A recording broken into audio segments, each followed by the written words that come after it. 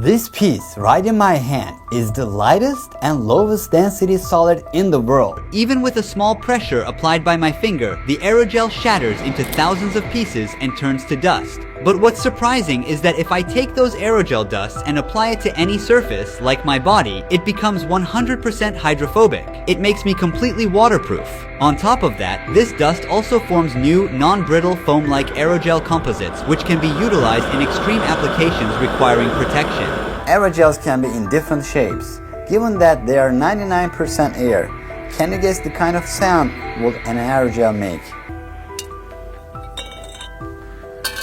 It's like an empty can dropping onto a steel surface. Very metallic.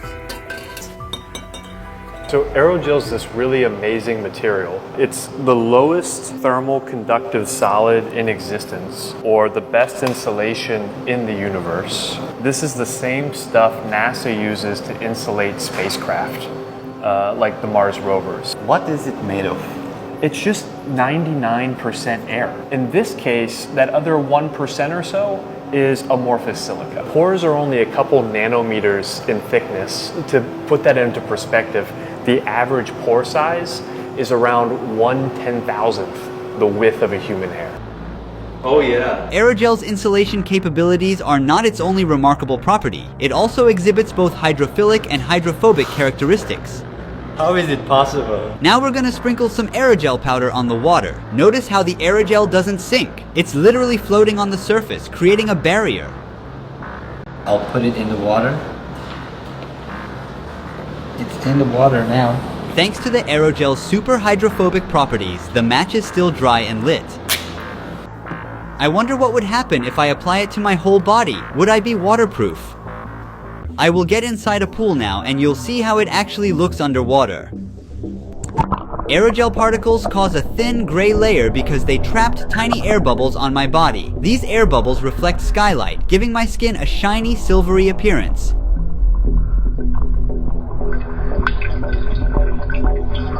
You can notice some of these air bubbles coming off my legs and rise to the water surface.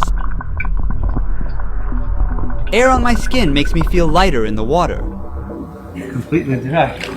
How is that possible?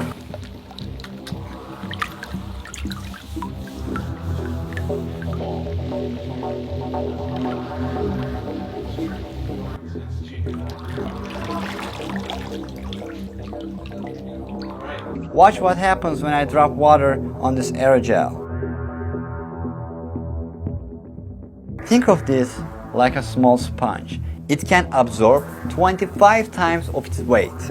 As this type of aerogel can absorb moisture from the air, they are used in museums to protect artifacts or to safely store medicines without exposing them to humidity. We will test the aerogel shield by heating it to the maximum temperature that propane gas can reach. You ready? I'm ready. Whoa, whoa. I can feel some heat from the side, but nothing from the center. Can you get closer to me? That's as close as I want them to get. I can still touch it.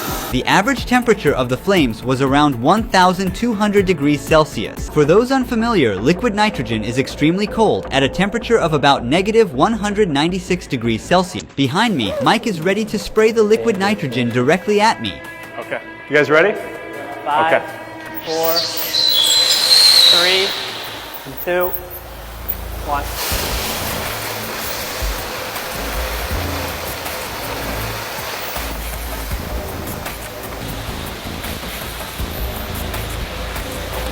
Oh, wow, this is amazing. I don't feel it.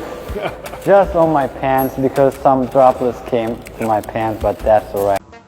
Last but not least, aerogel's nanopores are even way smaller than the visible light. The visible light ranges from 380 nanometers to 750 nanometers, while the aerogel's pores are only between 20 to 40 nanometers wide. When we expose an aerogel to ultraviolet light, which has the shortest wavelengths, it scatters the light better, making the aerogel appear opaque. Now when we switch to infrared light, which has the longest wavelengths of all, it passes right through the aerogel, making it appear completely transparent. When I hold it up to the sky, it looks yellow because it allows longer wavelengths of sunlight, such as yellow and and red to pass through more easily, especially in bright sunlight. Subscribe to my YouTube channel for more documentaries like this.